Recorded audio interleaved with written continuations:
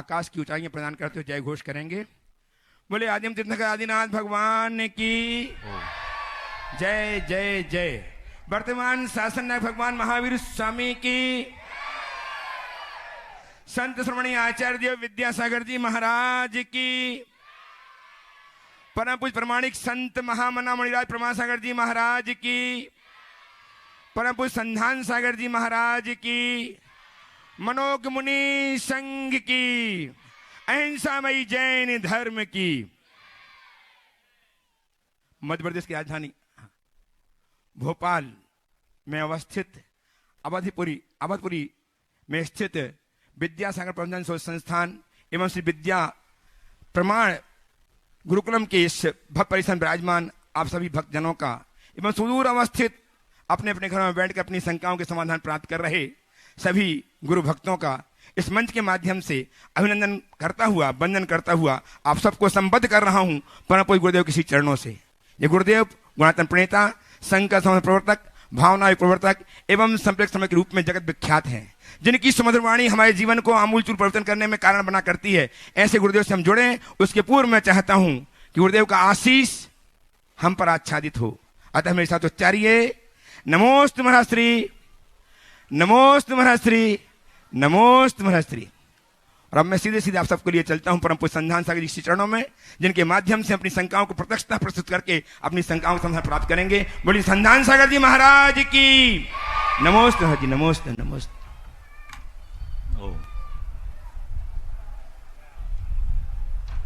और चलते हैं गुरु चरणों में। आज के संकट समाधान के सत्र को अपन समर्पित करते हैं। इस पावन धरा पर जब यहाँ एक नए युग की शुरुआत ही कहें कि जिन बच्चों में अब भविष्य का एक संस्कारों का बीजारोपण होगा, आज वे सब बच्चे यहाँ पर आ भी रहे हैं और आ रहे हैं, तो अपन आज सब चलकर गुरु चरणों में यह संकट समाधान का सत्र प्रारंभ करें। और इसी कार्य में आज जीतों से भी अपने पास में बहुत से लोग यहाँ पर उपस्थित हैं। मैं चाहूंगा पहले उन्हीं को ले लूं। अभिषेक जी निरखे जलगांव से अपने बीच में हैं, जोरदार ताली बजा दीजिए इन सभी महानुभावों के लिए। फिर एक एक को लेते जाएंगे, तैयार रहेंगे। महावीर जी चपलोत उदयपुर, माइक वहां तक पहुंचा है।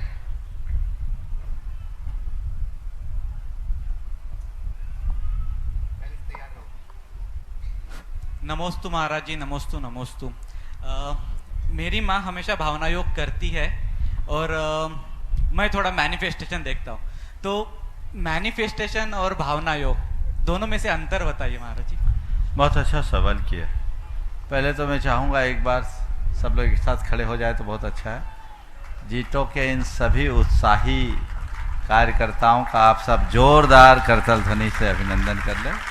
सुबह विनोद दुग्गर जी भी आए थे और ये लोग बहुत अच्छा काम कर रहे हैं। कोई एक नए प्रकल्प की शुरुआत की है, मुझे उसकी पूरी जानकारी नहीं, लेकिन उम्मीद है वह कार्य हमारे समाज की प्रगति का आधार बनेगी। बहुत बहुत आशीर्वाद।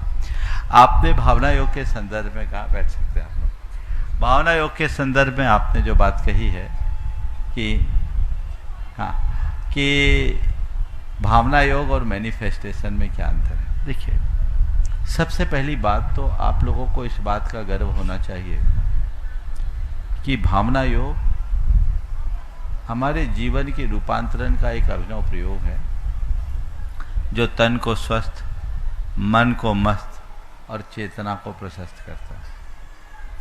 इस भावना योग की सबसे बड़ी विशेषता है कि ये भावना योग पूरी तरह मौलिक योग है और जैन दर्शन से उद्भूत है।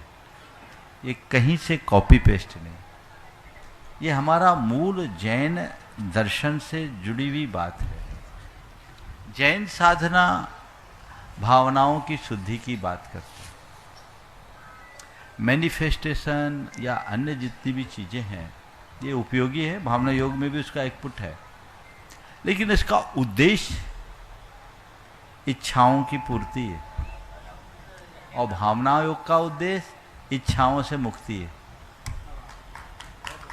समझिए, हम इच्छाओं की पूर्ति करके संसार में उलझेंगे और इच्छाओं की मुक्ति से संसार सिमटेगा। जैन दर्शन कहता भावेन होई बंधो, भावेन होई मोक्षो। भाव से ही बंध है और भाव से ही मोक्ष है। हमारे संपूर्ण जीवन का निर्माण, नियंत्रण, संचालन और संपोषण हमारी भावनाओं से होता है। तो भावना योग भावों की शुद्धि का नाम। भावना योग का दर्शन है भाव, भाव से विचार, विचार से वाणी, वाणी से व्यवहार और व्यवहार से जीवन। भाव क्या है? हमारी चेतना में जन्मे हुए संस्कारों का प्रकट रूप। भाव और विचार एक नहीं है। विचार तो केवल एक शास्त्रीय भाषा में संगी पंचेंद्री में, और अगर दूसरे अर्थों में कहें तो मनुष्य में, जिसके पास माइंड है। अच्छा, लेकिन भाव तो पेड़ पौधों में भी है। हमारे शास्त्रों के अनुसार एकेंद्रीय से लेकर पंचेंद्रीय तक सब में भाव है, जो हमारी प्रवृत्तियों से जुड़ी हुई। तो हम जैसा भाव करते वैसा जीवन होता है, यानी हम जैसा भाव करते वैसे कर्म के संस्कार हमारी आत्मा से जुड़ते हैं, और कर्म के जैसे संस्कार हमारी आत्मा से जुड़ते हैं, कालांतर में वही फलते हैं। तो हम कह सकते हैं भाव ही हमारे भाग्य का निर्माता है। तो हम भाव शुद्धि करें। मैनिफेस्टेशन उसका एक छोटा सा पार्ट है। पहले तो शुद्धि चाहिए ना। हम भावना योग के 4 चरणों को देखें। पहले हम प्रार्थना करते हैं अपने जीवन को सहज, शांत, स्वस्थ और सकारात्मक बनाने की मंगल कामना, ये प्रार्थना है। फिर हम प्रतिक्रमण करते हैं, अपने चित्त की निर्मलता का एक प्रयत्न, अपने किए गए दोषों के शोधन का प्रयास, अपनी बुरी स्मृतियों से मुक्ति, ये प्रतिक्रमण। फिर हम करते हैं प्रत्याख्यान, भावी जीवन को उज्जवल बनाने का संकल्प, जो एक प्रकार का मैनिफेस्टेशन है। लेकिन इसके बाद हम अंत करते हैं सामायिक में, जहाँ हम आत्मसलीन होते हैं। तो ये पूरी तरह से वैज्ञानिक रूप से प्रयुक्त चीज़ें हैं। अभी विगत 6 दिनों में भावना योग का जो शिविर लगा, उसमें काफ़ी विस्तार से चर्चा हुई। जो पुस्तकें आप लोगों को आज उपलब्ध हुई है, आप एक बार जरूर पढ़ें। और मैं चाहूँगा भावना योग को आप लोग ठीक तरीके से समझें, न केवल समझें, उन्हें आत्मसात करें। भावना योग एक ऐसा प्रयोग है जो जैन धर्म को जगत व्यापी बना सकता है। हम दूसरों को इसका श्रेय देते हैं, जबकि हमारी मौलिक अवधारणा है, हम उसे प्रचारित करें। आज जब पश्चिम से घूम के आती है तो हम बातें करना शुरू कर देते हैं, और हम उन विचारकों की बातें करते हैं। हम क्यों? वो कहते हैं थॉट्स बिकम थिंग्स, और हमारे यहाँ कहा गया यद भाव्यते तद भवति। अंतर क्या है? हमारी बात को उनने अंग्रेजी में कहना शुरू कर दिया तो हमें अच्छी लगने लगी। अरे ले तो हमसे लिए, चुराए तो उनने हमसे। तो भावना योग एक ऐसा प्रयोग जो किसी जाति, किसी पंथ, किसी परंपरा, किसी धर्म से नहीं जुड़ा हुआ नहीं है। और संपूर्ण मानव जाति के कल्याण के लिए हम उस तरीके से उसे प्रचारित करें। भावनाएं हर किसी में है। आप इन पुस्तकों को जरूर पढ़िए, आपको लगेगा ये संप्रदायातीत कार्य, और इसे अपने प्रयोग में लाएं। अगर इसको थोड़े से ठीक तरीके से समझ लिया, इसका अभ्यास किया, तो पूरे जीवन में आमूल चूल परिवर्तन आएगा। हम भावना योग से शारीरिक, मानसिक और चैतसिक तीनों प्रकार के स्वास्थ्य को घटित कर सकते हैं। ये क्रांति है। हम बस आवश्यकता है हम इसे समझें और तदनुरूप जीवन को ढालें। श्री महावीर जी चपलोत जी अपने बीच में उदयपुर से हैं, ये भी जीतों से, और उसके बाद में तैयार रहेंगी। हाँ, जो यहाँ पर सपत्नी यदि उपस्थित हैं तो वे सपत्नी की ही आ जाएं, उनके साथ में यदि जोड़ी है तो वे यहीं पर। और उसके बाद शीतल जी दुड्डड़ कोलकाता से अपने बीच में हैं, वे भी तैयार रहे। नमोस्तु गुरुवर, आपके श्री चरणों में कोटि कोटि वंदन। आपके आशीर्वाद से जीतो एपेक्स का मैं सचिव का अभी पदभार है, उदयपुर से हूँ। नाम है सीए डॉक्टर महावीर चपलोत। और गुरुदेव आपकी प्रेरणा आशीर्वाद से हमने जीतो में एक पहली बार नया प्रयास किया, विश्व नवकार मंत्र दिवस, जो हमारे महावीर जयंती से एक दिन पहले 9 अप्रैल को 80 से ज़्यादा लोकेशन में विदेशों में और 130 से ज़्यादा भारतवर्ष में एक साथ नमोकार मंत्र का जाप किया। तो उसके लिए पूरे जीतो परिवार की ओर से आपको कोटि कोटि वंदन और आपका आशीर्वाद रहे। हमारा जो प्रश्न है हमारा साहब, मैं जीतो यूथ विंग से बड़ा होके इस एपेक्स सचिव पद पर आया हूँ, तो मन में भाव था कि जो सामाजिक सेवा करते हैं उसमें तो बहुत मन लगता है, लेकिन जब हम सामायिक करते हैं, जब हम ग्रुप बनना के लिए आते हैं, तो उसमें जो हमारे युवाओं का है उसमें कम मन लगता है। तो इस और हम कैसे उनको ढाल सकते हैं कि जो परमानेंट आनंद है जो मैंने जीवन में पाया है वो तो जैन धर्म को अपनाने में ही है, लेकिन जब मैं यही बात घर में भी करता हूँ या समाज में भी, तो उनकी इच्छा थोड़ी कम रहती है, मन से ज़्यादा अधिकतर वो कंट्रोल रहते हैं। तो मन पर नियंत्रण जैन धर्म के अनुरूप कैसे लाया जाए? बहुत अच्छा सवाल आपने किया है। इसकी मूल वजह क्या है? लोग सोशल तो बन जाते, स्पिरिचुअल नहीं बन पाते। आज व्यक्ति को सबसे ज़्यादा जरूरत है आत्मज्ञान की, आत्मबोध। हमारे अंदर आत्मज्ञान हो, मैं कौन हूं और मेरा क्या है। शास्त्रीय शब्दों में कहते हैं सम्यक दर्शन, जिसे हमने भुला दिया। हमने धर्म को केवल बाहरी क्रियाओं और आडंबरों से जोड़ रखा है, जबकि हमें सबसे पहली जरूरत है धर्म के मर्म को समझने की। ये तो बाहर का आवरण है।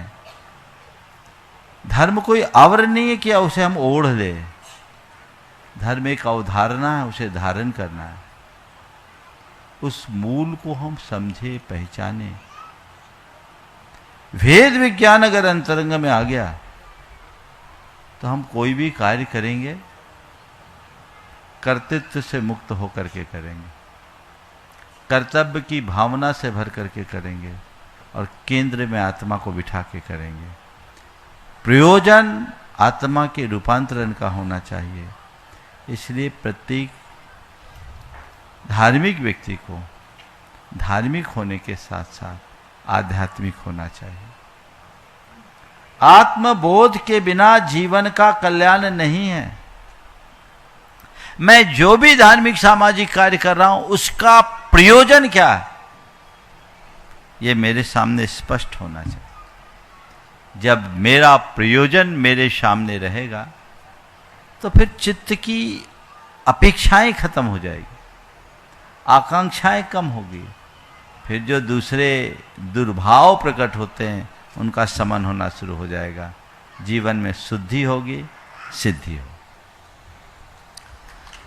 कोलकाता से शीतल जी दुड्डड़, वे प्रश्न करेंगे और उसके बाद में तैयार रहेंगे अनुपम जी वैद्य, कोलकाता। नमोस्तु मुनिवरम।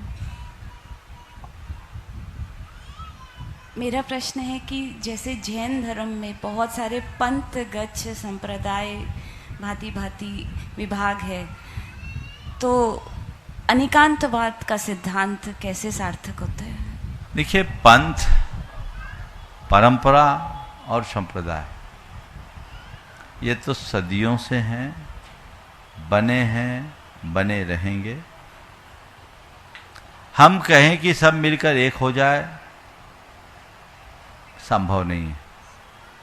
बोलना अच्छा लगेगा, सुनना भी अच्छा लगेगा, लेकिन होगा नहीं, है हमें पता है। इसलिए हमें वो बात करनी चाहिए जिसे हम व्यवहारिक धरातल पर उतार सके। जितने भी पंथ हैं, परंपराएं हैं, संप्रदाय हैं, वो सबकी अपनी अपनी आस्थाओं से जुड़ी हुई। व्यक्ति की आस्था को बदलना बहुत कठिन काम है। ये तो अंतः प्रेरणा से बदल जाए, किसी की बन जाए, एक बात जुदी है, लेकिन किसी की आस्था को आघात पहुंचाना और किसी के ऊपर अपनी आस्थाएं थोपना धर्म सम्मत नहीं। इसलिए मैं सभी से कहता हूं, हम थोड़े पंथ सहिष्णु बने। पंथ सहिष्णु बने का मतलब, मैं अपने विचारों और मान्यताओं, अपनी आस्थाओं के अनुरूप अपना काम करूं, पर अपने विचारों को दूसरों पर थोपने की चेष्टा ना करूं। अपना काम अच्छे से और दृढ़ता से करूं, पर खुद को अच्छा और औरों को बुरा कहने की आदत से बचूं। समझ गया? पंथ एक नहीं हो सकते, पंथी एक जरूर हो सकते हैं। हम लोगों का यही प्रयास होना चाहिए, जिसकी जो मान्यता है वो ऐसा करे, सब अपने अपने हिसाब से काम करे। मैं दिगंबर श्वेतांबर तेरा पंथी स्थानक वासी मूर्ति पूजक या देरा सरवासी है जो हूं, वो अपने मंदिर उपासरे या पूजा स्थल के भीतर हूं। बाहर निकलूं तो मैं केवल जैन हूं, ये विश्वास लेके चलो। मैं सबको यही संदेश देता हूं, और मेरे पास सब वर्ग के लोग आते हैं। तुम्हारी व्यक्तिगत जो आस्था है तुम उसको पालो, और लोगों से मैं कहता हूं पंथाग्रह से मुक्त हो, कम से कम जैन धर्म की जय बोलने वाला तो है, नमोकार बोलने वाला तो है, इतना ही हमारे लिए बहुत है। भगवान महावीर की परंपरा या अनादि निधन जैन धर्म के प्रवाह को हम तभी ले जा पाएंगे जब हम अपने सोच के दायरे को बड़ा करें।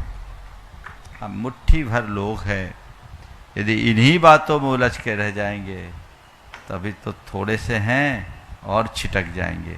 इसलिए आप सबसे मेरा यही संदेश है कि हल्की बातों से अपने आप को बाहर रखो, समग्र समाज के विकास की बात सोचो, समग्रता को साथ लेकर के चलो, जिससे हम समाज का उज्जवल भविष्य गढ़ सकें। अनुपम जी वैद वे अपना प्रश्न करें। आप भी कोलकाता से, जीतो से, और उसके बाद में मेहुली जी कामदार कोलकाता। नमस्ते महाराज जी, मेरा प्रश्न भी आज के हमारे प्रैक्टिकल जो यूथ हैं उनको कैसे हम जोड़ सकते हैं उसको लेके है। जैसे जैन संप्रदाय में हमारी आगम प्राकृत में लिखे गए, मैं भाषा को लेके प्रश्न कर रहा हूँ। अलग अलग भाषाओं में हमारी रचनाएं हुई, प्राकृत से संस्कृत, संस्कृत से आज हम हिंदी में ज़्यादा लिख रहे हैं। तो हमारा अगर मूल उद्देश्य ये है कि हम सारे अपने यूथ को जोड़ें, सारे समाज को जोड़ें और कुछ ऐसा उनके प्रति प्रस्तुत करें कि वो उनको अट्रैक्ट करे और उनकी भाषा में हो, तो हम अपने साहित्य को इंग्लिश में और आज की भाषा में और आज के तरीके से अगर प्रस्तुत करें तो उसमें क्या आपके विचार है? ये मेरा देखिए, हमारे जैन धर्म की सबसे बड़ी विशेषता, जैन परंपरा की सबसे बड़ी विशेषता रही कि हमने भाषा का कभी कोई बंधन नहीं रखा। लोक भाषा को ही हमारे आचार्यों ने अपनी भाषा बनाए और उसमें ही अभिव्यक्ति दी। संस्कृत के युग में संस्कृत, प्राकृत के दौर में प्राकृत, अपभ्रंश के दौर में अपभ्रंश, आज हिंदी का चलन हुआ तो हिंदी, अब तो धीरे धीरे हिंदी खत्म होते जा रही है, इंग्लिश बढ़ रही है। आपका कहना है कि क्या अंग्रेजी में साहित्य की रचना नहीं हो सकती? हो सकती, करा जा सकता।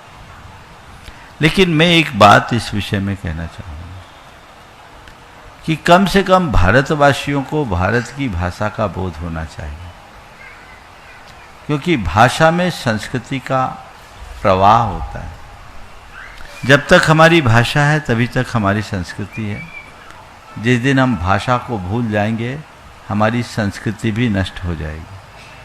इसलिए पहले तो हमें ये प्रयास करना चाहिए कि हम भारतीय लोगों को जैनिज्म, जैन धर्म के बारे में सिखाएं, उससे पहले भारतीय भाषा सिखाएं ताकि वो हमारी संस्कृति को बचाए। अंग्रेजी पढ़ा करके हम उसे जैन नहीं बना पाएंगे, क्योंकि उसका मनोमस्तिष्क एक अलग विचारधारा में पलेगा। तो हमें अपनी भाषा, स्वदेशी भाषा, स्वभाषा को प्रोत्साहित करना चाहिए। जहाँ तक अंग्रेजी में लिखने का लिखा गया, लेकिन हर भाषा की अपनी एक तासीर होती है। हमारे जो मूल आगम के शब्द हैं उन शब्दों के लिए अंग्रेजी में सही शब्द ही नहीं मिलते। अब मैं आपसे पूछता हूं, भाव शब्द है, अंग्रेजी में आप उसका अनुवाद करोगे, क्या करोगे? बोलो, इमोशन बोलोगे? है ना? यही बोलोगे? जबकि इमोशन और भाव में जमीन आसमान का अंतर है। इमोशन एक आवेग है और भाव हमारे अंदर का एक स्टेट है। अब कोई शब्द ही नहीं, जब हमारी जैन तत्व विद्या हमारी पुस्तक है उसका अंग्रेजी अनुवाद हो रहा था, तो मैंने उसके अंग्रेजी अनुवाद में देखा, जितने अनुवादकों के साथ मैं बैठा, लगा कि हम न्याय नहीं कर पा रहे, क्योंकि वहां शब्द ही नहीं है। जो बातें उनकी संस्कृति में नहीं, उनका क्या। मैं आपसे पूछता, संस्कार का क्या अर्थ है अंग्रेजी में, बता दो, बोलो। संस्कार का आप गूगल करो, संस्कार के लिए अंग्रेजी में क्या निकलता है, देखो अभी क्या होगा, अंतिम संस्कार आएगा। अब हमारी संस्कृति कहां रहेगी, देख लो थोड़ा सा क्या है। हा?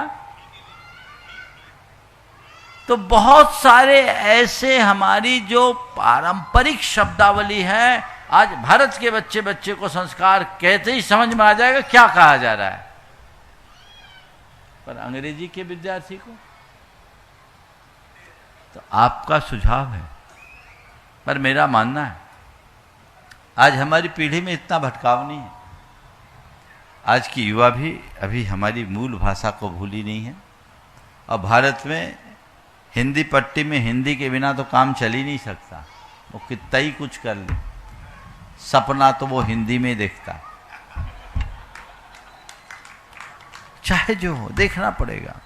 तो हमें क्या करना है, नई पीढ़ी के लिए भाषा के बैरियर को तोड़ना है, उसके हृदय में संस्कृति के प्रति ऐसा लगाव जगाओ कि वो हमारे केवल दर्शन का ज्ञान न करे, हमारी भाषा पर भी अधिकार जमाए, वो प्राकृत संस्कृत को भी जाने, तब हमारी संस्कृति आगे बढ़ेगी। युवा पीढ़ी को धर्म से जोड़ने में हमें एक काम करना है, वह ये कि युवाओं को रिचुअल से हटाकर स्पिरिचुअल दिशा में ले जाए।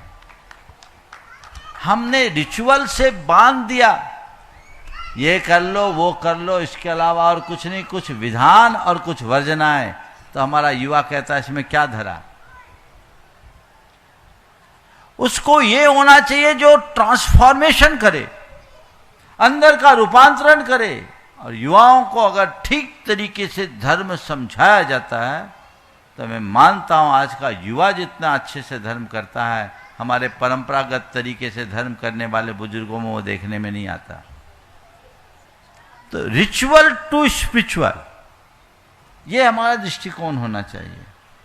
मेरी यही कोशिश होती है और उस दिशा में हम प्रयास करेंगे, क्रांतिकारी परिणाम।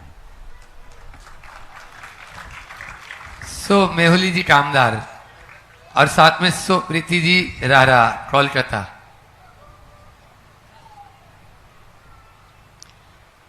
नमोस्तु गुरुदेव। बोले। नमोस्तु गुरुदेव। नमोस्तु गुरुदेव। जैसे अबाधा काल ज़्यादा से ज़्यादा 7000 वर्ष का होता है, तो इतने सालों से ये चीज़ सुनते आए हैं कि जो त्रिपृष्ठ वासुदेव के भव में भगवान महावीर की आत्मा ने जो कर्म किया, शैया पालक के कान में शीशा डाल के, और उनका कर्मफल उनको भोगना पड़ा 27 भव में। तो अगर अबाधा काल पूरा होने पर वो कर्म उदय में आता है, तो इतना सारा जो गैप उसको किस तरह से समझे। बहुत अच्छा। आपकी बात को मुझे थोड़ी और स्पष्ट करनी होगी, क्योंकि आपके प्रश्न से तो ऐसा लग रहा है कि आप स्वाध्यायी हों, पर हमारे शंका समाधान के श्रोताओं को बहुतों को सिर से निकल गया होगा, तो मुझे थोड़ा उनको भी ध्यान में रखना है। तो पहले मैं आपके प्रश्न का सार बताता हूँ, फिर उत्तर का विस्तार। जैन दर्शन के अनुसार जो कर्म बंधता है, तो कर्म बंधने के बाद कुछ समय तक कर्म एक प्रकार से निष्क्रिय पड़ा रहता है, वो फल नहीं देता। एक टाइम ड्यूरेशन पूरा होने के बाद वह अपना फल देना शुरू करता है। तो इस काल को जितने समय तक कर्म बंधने के बाद पड़ा रहता है उसको बोलते आबाधा काल। समझ में आ गई बात? अब ये आबाधा काल कर्मों की जितनी स्थिति होती है उसके अनुपात से होती है और 7000 वर्ष की सर्वोत्कृष्ट आबाधा दर्शन मोहिनी कर्म की होती है, जिसकी 70 कोड़ा कोड़ी सागर की स्थिति होती है। यानी अभी हमने बांधा वो अगर सबसे लेट फल देगा तो 7000 वर्ष के बाद देगा। कई बार हमने अभी बांधा तो तुरंत फल देने लगता है, एक अवली काल के बाद, माने कुछ सेकेंड्स के बाद। आपने कहा कि कर्म कभी बांधा और 27वें हो में फल मिला।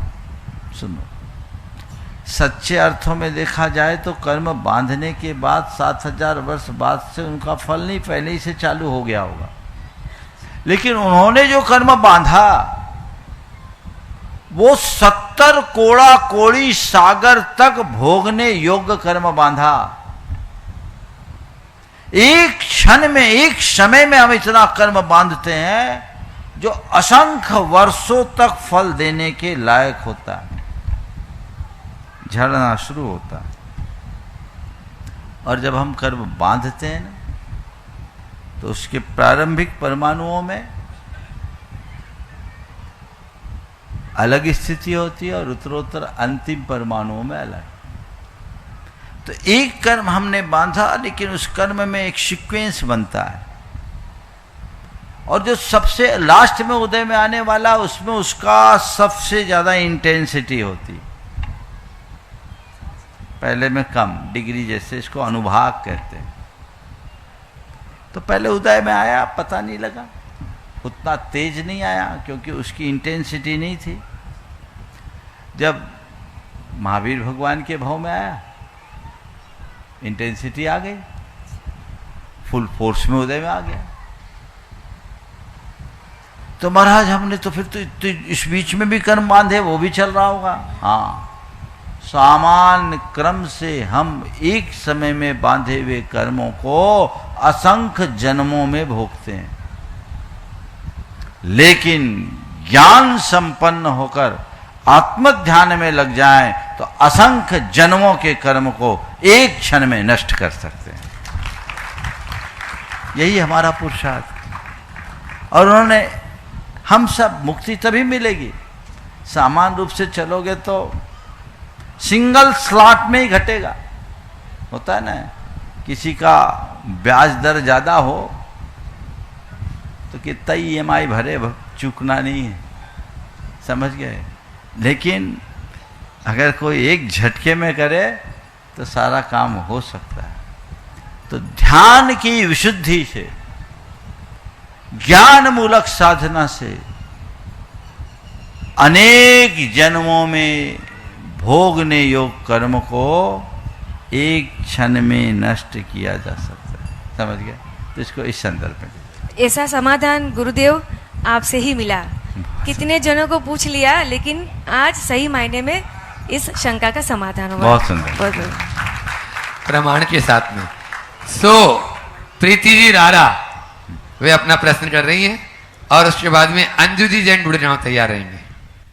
प्रणाम मुनिवर, नमोस्तु।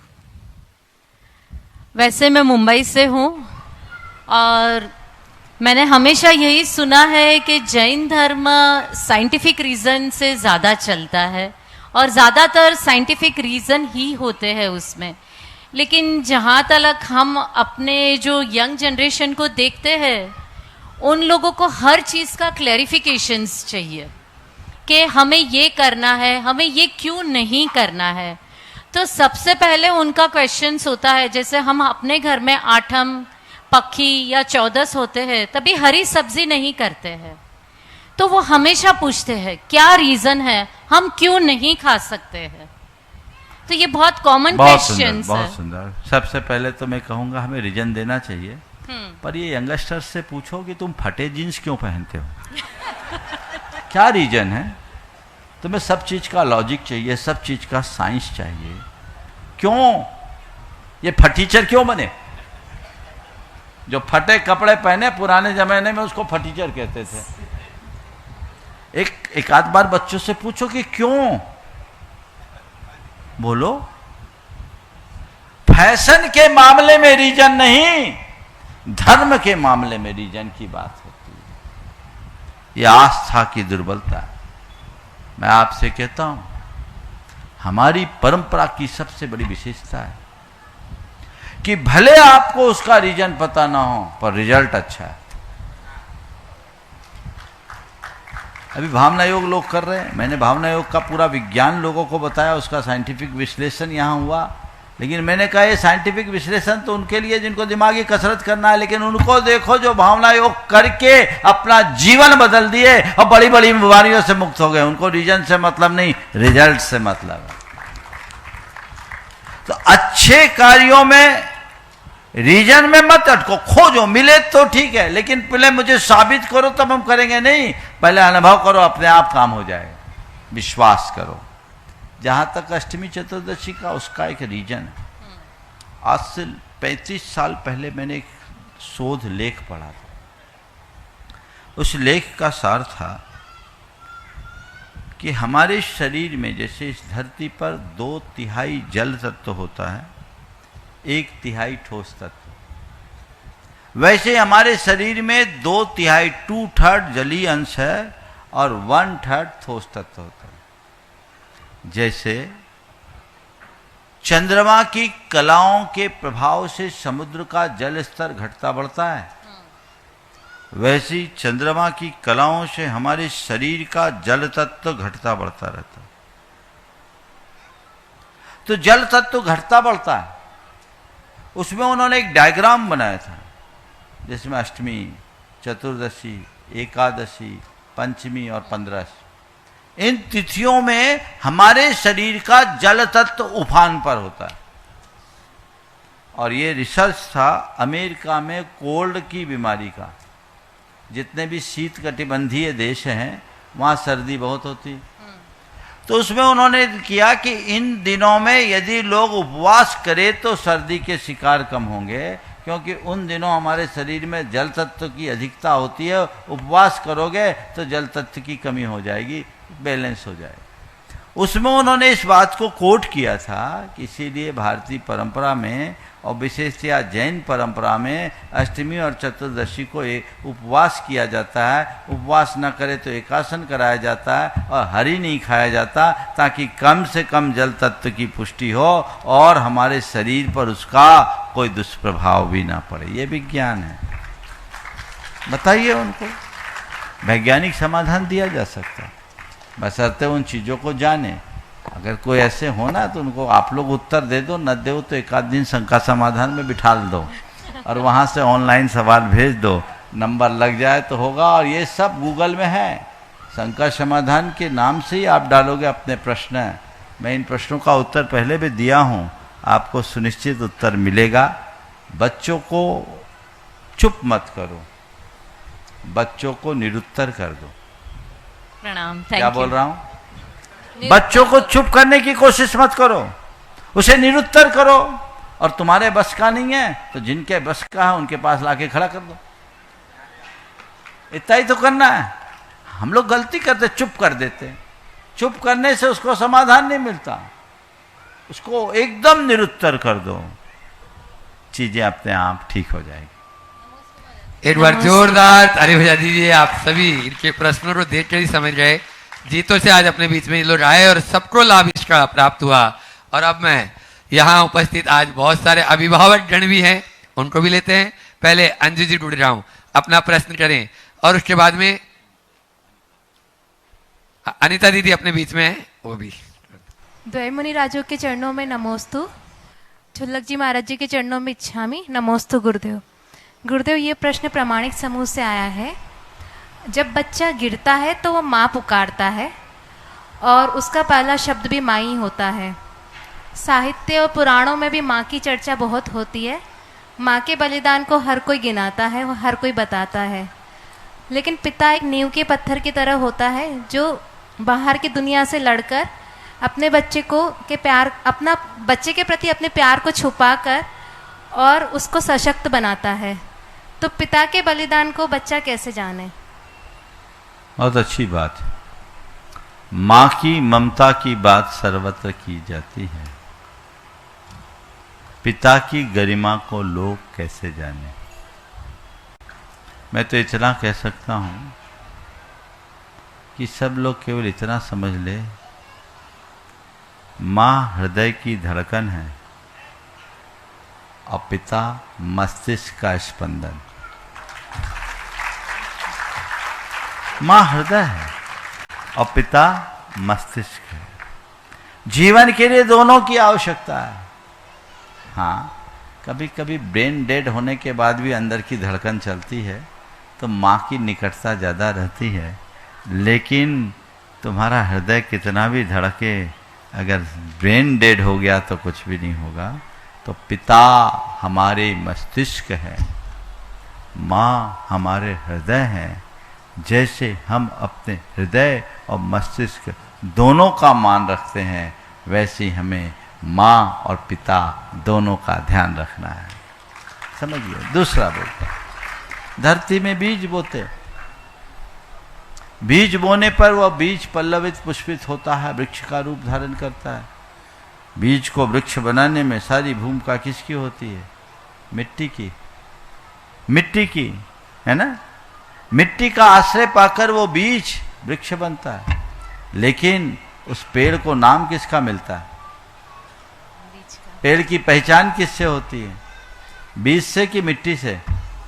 बीज से ना। बीज से जो अपने आप को मिटाता है तब वृक्ष बनता है।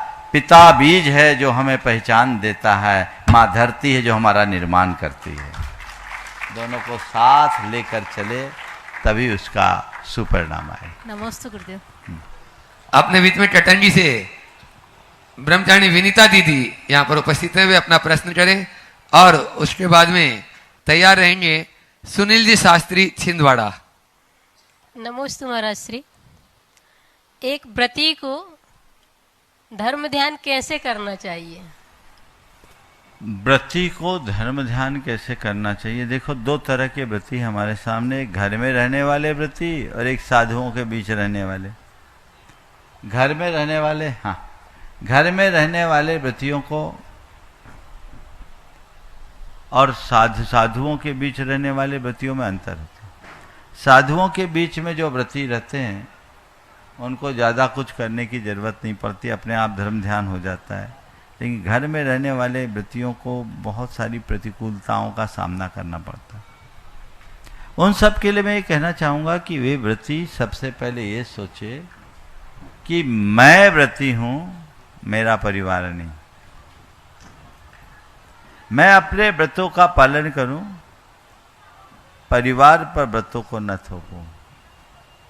जैसे परिवार मेरे व्रतों के पालन में मेरा सहायक बन रहा है, मैं पारिवारिक जिम्मेदारियों में सहायक बनूं, उनके पूरक बनूं। अपने अंदर सुपीरियरिटी का भाव न लाऊं। मैं व्रती तुम अव्रती, तुम असंयमी, ये जो शब्द निकलते हैं अच्छे नहीं, उनके साथ घुल मिल करके जिए।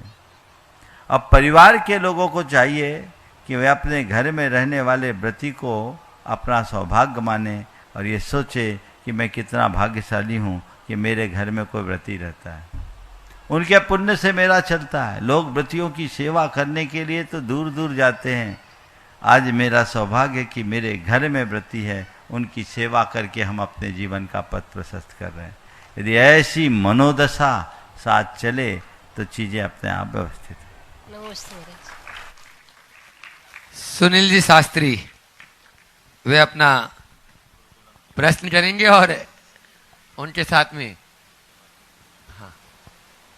इनका बेटा यहाँ पर इस गुरुकुल में आया है और वे अपनी बात संक्षेप में रखेंगे। आज बहुत अच्छे विचार इनके दोपहर में सुने भी थे आप लोगों ने।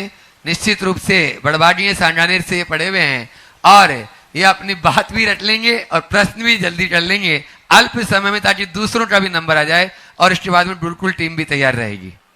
हे गुरुवर, कोटशाह वंदन।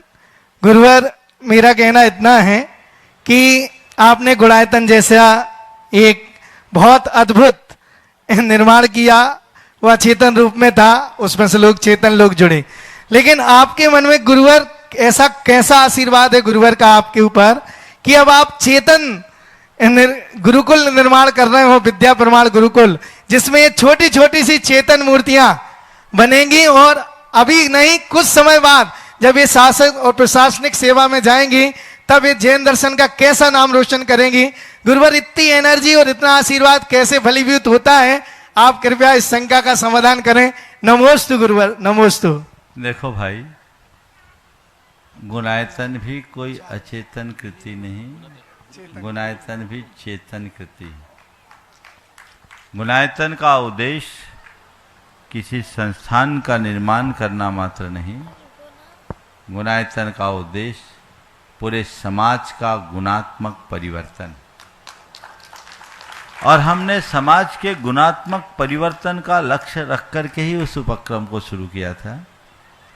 वर्षों से मेरे मन में ये बात थी कि हमें इस अभियान को और गति देना है। इंदौर के चातुर्मास में गुणायतन की ट्रस्ट कमेटी ने अपने वार्षिक सम्मेलन में ये संकल्प पारित किया कि अब हमें शिक्षा के क्षेत्र में काम करना है। मैंने 2019 में ही गुरुदेव से इसका आशीर्वाद लिया था नेमावर में, लेकिन तब मैंने सोचा था कि गुणायतन का कार्य संपन्न हो जाए उसके बाद इस तरफ करें। लेकिन अब मुझे लगा कि वहाँ के कार्य में विलंब है तो बाकी कार्यों में विलंब करना उचित नहीं। इंदौर में संकल्प पारित हुआ और भोपाल ने कर दिखाया। बहुत अच्छा लग रहा है। आज ये इतने नन्हे मन्ने बालकों को यहाँ देखकर बड़ा अच्छा लग रहा है। आज का सत्र तो कुछ दूसरे दिशा में चला गया, लेकिन कल कोई को लेके मत आना, लाओगे तो श्रोता बन के रहेंगे। कल पूरा सत्र इन्हीं बच्चों के लिए होगा और कल एक संबोधन भी मैं बच्चों के लिए अलग से दूंगा, ताकि परसों से तो होगा, आज बच्चे रह गए कोई बात नहीं, कल दोपहर में एक स्पेशल सत्र अपने साथ जोड़ लीजिए ताकि इन बच्चों के लिए एक अच्छा संबोधन हो जिसमें बच्चे भी हों और उनके अभिभावक भी। कल दोपहर में कोई एक्स्ट्रा बिजी तो नहीं आप लोग? हाँ, नहीं है ना? तो सेट कर लेंगे, जैसा होगा बता देंगे। तो ये बच्चों के लिए एक संबोधन अलग से चाहिए, बच्चों को खुराक मिलनी चाहिए। ये बच्चे हमारे समाज के भविष्य बनेंगे। मेरे मन में यही भाव था कि हम अपने समाज के मेधावी बच्चों को एक अच्छा अवसर प्रदान करें, वे आगे बढ़े और समाज के लिए कुछ अच्छा कर सके।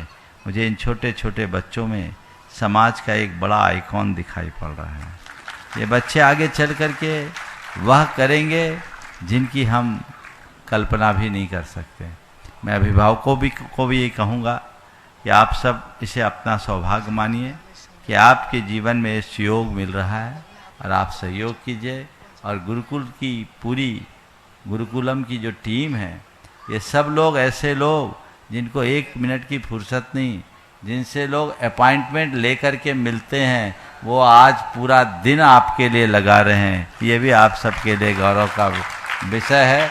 आज विनीत जी गोधा जो गुरुकुलम के अध्यक्ष हैं, यहाँ के एक बड़े प्रसिद्ध एडवोकेट है, जल्दी से लोग उनसे मिल नहीं पाते, लेकिन कितनी मिलनसारिता के साथ ये पूरी टीम यहाँ बैठी, दिखा दे भैया सबको, थोड़ा खड़े हो जाओ ताकि सब नज़र देख ले। प्रेमी भाई आप भी आ जाओ आगे, जितने भी गुरुकुलम टीम के लोग हैं यहाँ आ जाए। प्रेमचंद जी प्रेमी आ जाइए आप लोग, बिना कहे।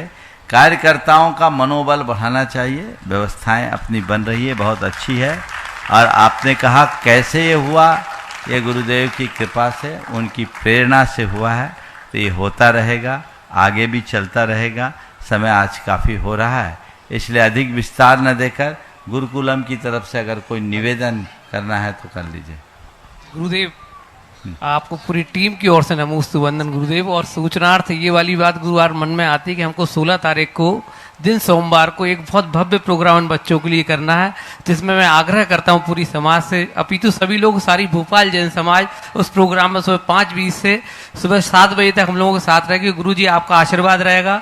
इन बच्चों को हमको गाजे बाजे के साथ आज प्रस्थान ले जाना, इनके विद्यालय की ओर जहाँ इनका चरित्र का निर्माण होगा। हमारे सारे बच्चे हमारे साथ, आपके साथ, इनके साथ चलेंगे और हम सब चाहते हैं कि आप सब उस समारोह में बिल्कुल साक्षी बने।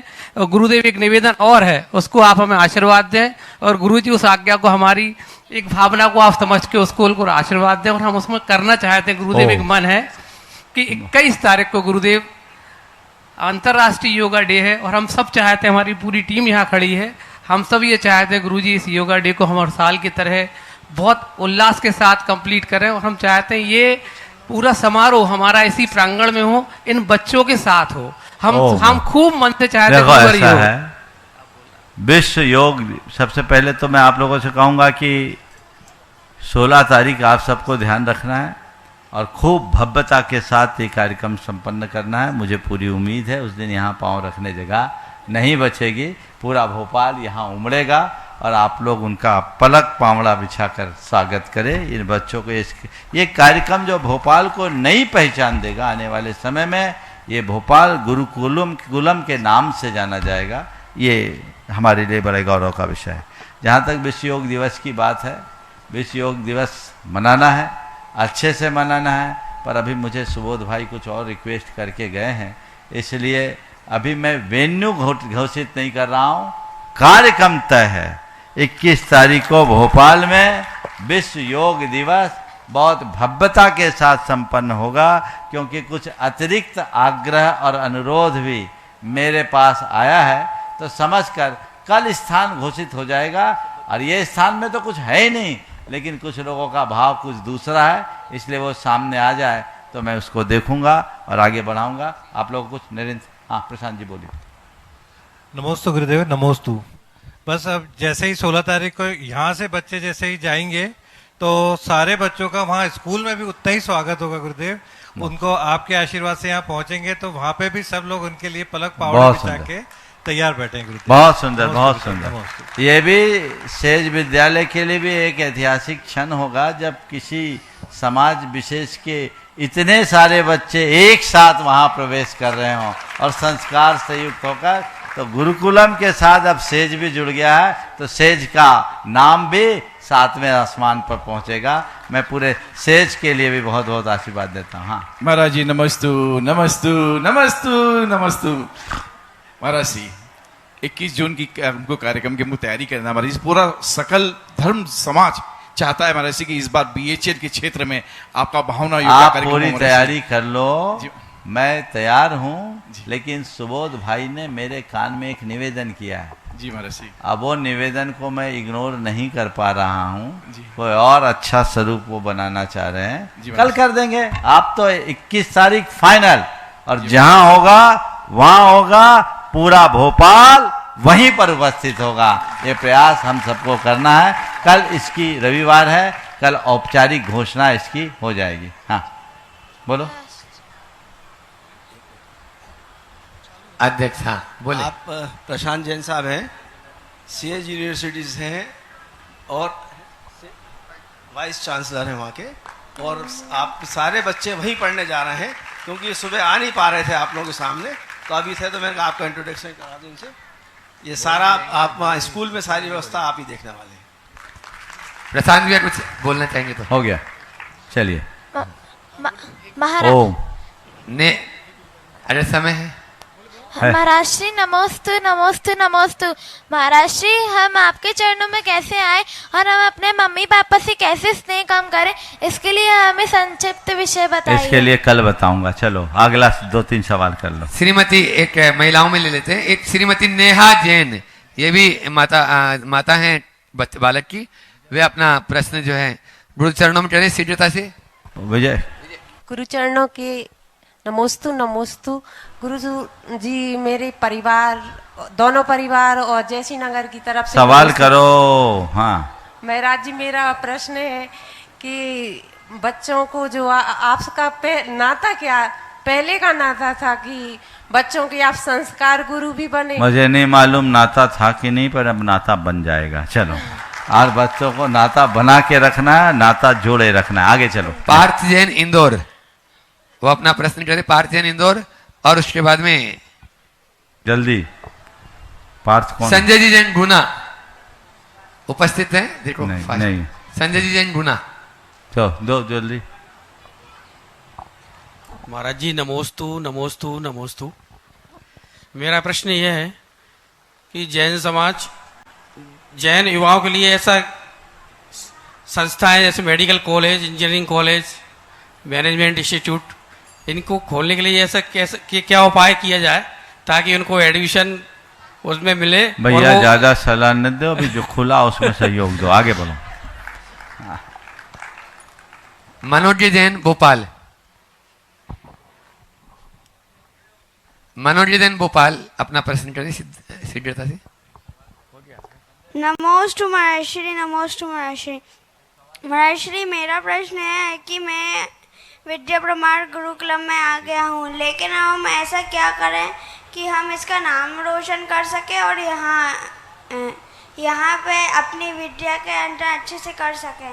बस एक बात को ध्यान रखो, संक्षेप में बता रहा हूँ, मैं यहाँ किस लिए आया हूँ वो रोज याद रखो, तो अपने आप सब काम हो जाएगा। चलो। अपने बीच में वरिष्ठ पुलिस अधिकारी तो है ही, अनन्य गुरु भट्ट और श्रावट भी पहले हैं। ऐसे संदेश भाई के लिए भी जोरदार ताली बजा दीजिए। वे अपना प्रश्न गुरु चरणों में कर रहे हैं। एसीपी अभी वर्तमान में। और बंधुओं, संदेश भी अपना प्रश्न करें। ऑनलाइन जो सुन रहे हैं वो भी, और यहाँ उपस्थित अभिभावक गण भी आए हैं।